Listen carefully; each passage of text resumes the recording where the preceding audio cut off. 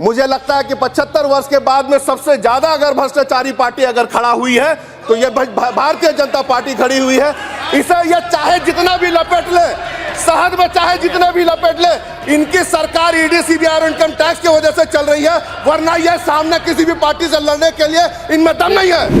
ये अपने आप को कहते हैं कि भाई हम भ्रष्टाचार नहीं करते हैं, इनसे बड़ा भ्रष्टाचारी कोई नहीं हो सकता है।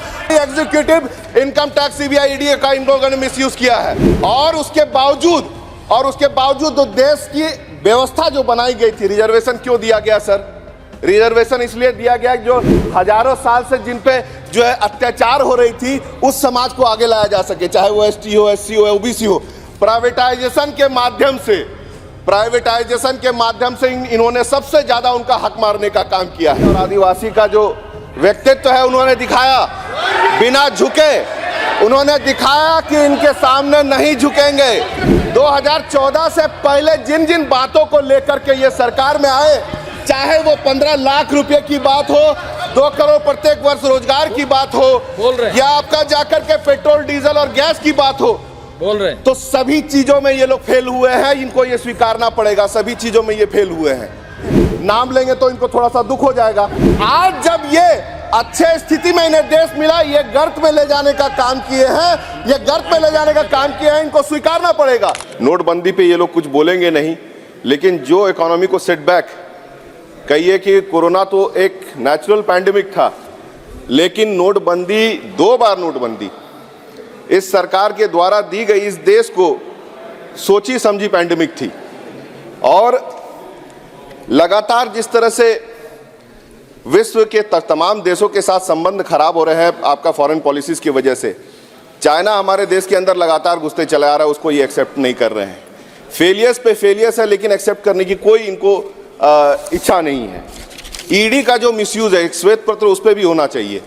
हमारे यहाँ, हमारे झारखंड में आदिवासी बहुल्य राज्य में आदिवासी एक मुख्यमंत्री बने, उसे जबरदस्ती उतारने का प्रयास किया। आज कई राज्यों में ईडी के भय से जिस तरह से इन लोग सरकार दबोचने का काम कर रहे हैं, उस पर एक बढ़िया श्वेत पत्र आना चाहिए। लेकिन माननीय हेमंत सोरेन जी झारखंड में झुके नहीं, और आदिवासी का जो व्यक्तित्व है उन्होंने दिखाया, बिना झुके उन्होंने दिखाया कि इनके सामने नहीं झुकेंगे।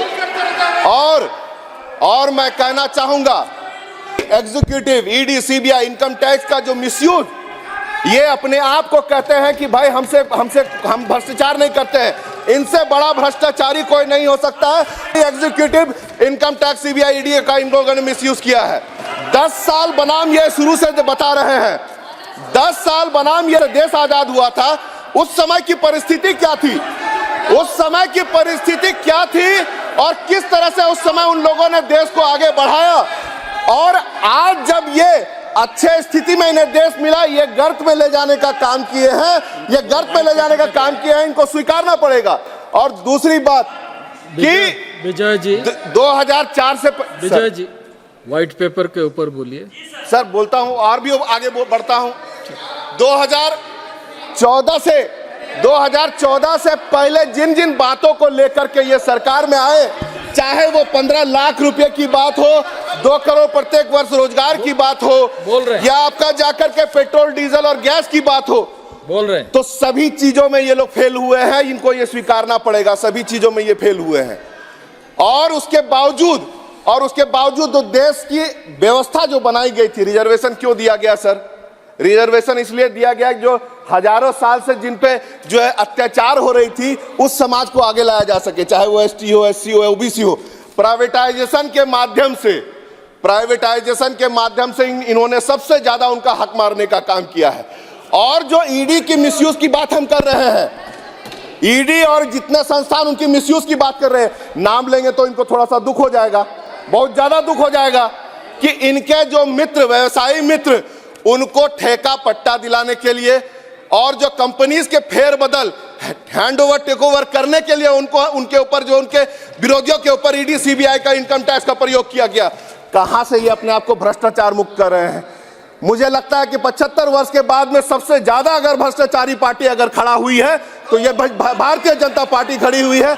इसे ये चाहे जितना भी लपेट ले, शहद में चाहे जितने भी लपेट ले, इनकी सरकार ईडी सीबीआई और इनकम टैक्स की वजह से चल रही है, वरना ये सामने किसी भी पार्टी से लड़ने के लिए इनमें दम नहीं है। ठीक। बहुत बहुत धन्यवाद।